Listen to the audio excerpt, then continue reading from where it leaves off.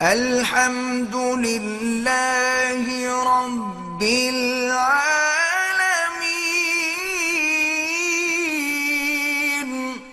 کہتے ہیں کہ میں دوسری شادی کرنا چاہتا ہوں، آپ میری کیا مدد کر سکتے ہیں؟ میری تو اپنی نہیں ہوتی، تمہاری کیا کروں گا؟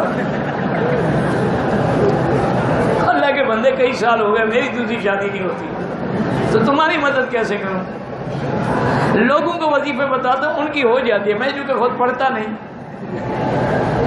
ایسا کرو کہ سورۃ الرحمن روزانہ اول آخر درود شریف 11 دفعہ اور 3 دفعہ سورۃ الرحمن پڑھ کے اللہ سے دعا مانگو کہ یا اللہ مجھے باعث خیر اور باعث رحمت، باعث مودت دین والا رشتہ نصیب۔ میرا اپنا ایک عجیب لطیفہ ہے، بہرحال میں سنانا تو نہیں چاہتا تھا لیکن منہ میں بات آ گئی ہے تو رکتی بھی نہیں ہے۔ ایک لڑکی نے مجھے پیرس، کافی دن کی بات ہے، پیرس سے ٹیلی فون کیا کہ جی میں نے سنا ہے کہ آپ کی بیوی بیمار ہیں اور آپ دوسری شادی کرنا چاہتے ہیں، اگر یہ مذاق ہے تو پھر تو اچھا نہیں لگتا کہ آپ درس میں مذاق کریں۔ میں نے کہا پہلے تم یہ تو بتاؤ تم کون؟ کہا میں ڈاکٹر ہوں اور میں سائیکاٹرسٹ بھی ہوں اور سائیکالوجسٹ بھی ہوں، میں نے اس میں ایم ڈی کیا ہے اور میں نے پی ایچ ڈی کیا ہے سیکس میں۔ تو اگر یہ حقیقت ہے تو میں آپ سے شادی کرنا چاہتی ہوں، آپ کریں گے؟ اب میں حیران پریشان کہ میں اس بیچاری کو کیا جواب دوں۔ میں نے کہا اچھا دیکھو بات سنو، تمہاری عمر کتنی ہے؟ اب مولوی آدمی ہے، میں نے چکر دوں اس کو۔ میں نے کہا تمہاری عمر کتنی ہے؟ اس نے کہا جی میری عمر اس وقت ہے 35 سال۔ میں نے کہا کمال کی بات کر رہی ہو، میں 70 کا ہو گیا، تم 35 کی ہو، میرے ساتھ شادی کرو گی اور میں تمہارے حقوق بھی ادا نہیں کر سکتا۔ اس نے کہا اس بات کو آپ چھوڑ دیں، اسی کی تو میں ڈاکٹر ہوں۔ آج کل انہوں نے کہا مکی صاحب دنیا میں ایسے انجیکشن موجود ہیں، ایک انجیکشن کی قیمت 6000 ریال ہے سعودی کی، لیکن اگر ہم آپ کو 6 انجیکشن لگا دیں تو آپ 16 سال کے لڑکے بن جائیں گے، بس آپ ہاں کریں اور اس کے بعد پیرس آ جائیں۔ میں نے کہا اچھا استخارہ کرو۔ میں بھی اب ایک اور یا نعوذ باللہ میں نے بہانہ بنایا، میں نے کہا استخارہ کرو، میں بھی کرتا ہوں۔ پھر آیا ہاں جی کیا ہوا؟ میں نے کہا میرے استخارے میں ٹھیک نہیں ہے۔ میں نے کہا جان چھوڑے کیا کروں؟ تو اب یعنی دنیا یہاں پہنچ گئی ہے۔ اس نے کہا کہ صرف 6 انجیکشن لگانے سے آدمی اصلی حالت میں آ جاتا ہے۔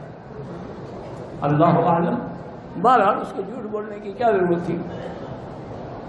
میرے پاس اگلے دن ایک کل کا واقعہ، ایک دوست آیا، اس نے مجھے تنگ کر دیا، میں حضرت آپ کی بیعت ہونا چاہتا ہوں۔ میں نے کہا بھائی میں پیر نہیں ہوں یار، اور اگر میں ہوتا بھی پھر بھی بیعت نہ کرتا۔ اس نے مجھے جب بہت زیادہ کہتے ہیں اچھا جی آپ ایسا کریں کہ آپ کسی کا نام بتا دیں میں اس کی بیعت کروں۔ میں نے کہا بیوی کی بیعت کروں۔ کہتے کیوں؟ میں کہ اس میں کیوں کی کیا بات ہے؟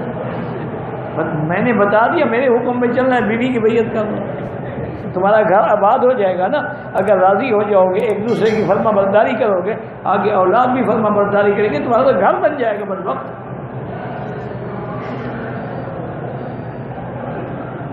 بیعت میں ہاتھ ہی پکڑو گے نا، ویسے تو پاؤں پکڑتے ہو گے، تو بیعت ہونے میں کیا تکلیف ہے؟ وہ بیچارہ بڑا پریشان ہو، کہتے اچھا جی پھر میں جا کے کہتا ہوں بیوی سے۔ کہتے ہیں جی کہ میری بیوی آئی ہوئی ہے، ہم میاں بیوی ساتھ ہیں اور عمرے پہ آئے ہیں، میں نے سنا ہے مسئلہ کہ اگر میاں بیوی عمرے کے بعد آپس میں ہم بستری کریں تو 50 لاکھ صدقے کا ثواب ملتا ہے، تو ٹھیک ہے ثواب کماؤ۔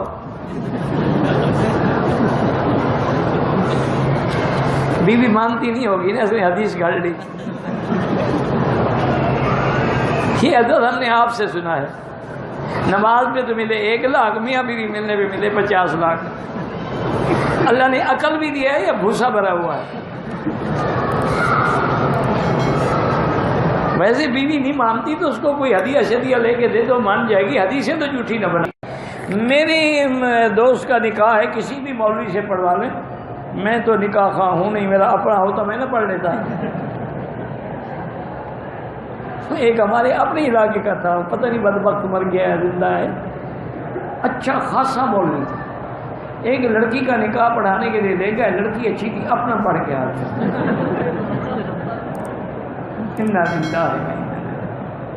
میں نے کہا کیا ہوا؟ کہتا جی ولیت خراب ہو گئی تھی۔ میں نے کہا تمہیں زندہ چھوڑ دیا ہو تو بلوچ ہیں، ان کو پتہ نہیں لگا، جب تم لینے جاؤ گے نا چھوکری انشاءاللہ تمہیں سارے اگلے پچھلے حق دینے پڑیں گے، ابھی تو چپ کر کے نکاح پڑھ کے آ گئے ہو نا، ان کو تو پتہ نہیں نکاح کس کا پڑھا ہے تم نے۔ میں نے کہا تم اب جاؤ بستی میں ان کو خبر کرتا ہوں۔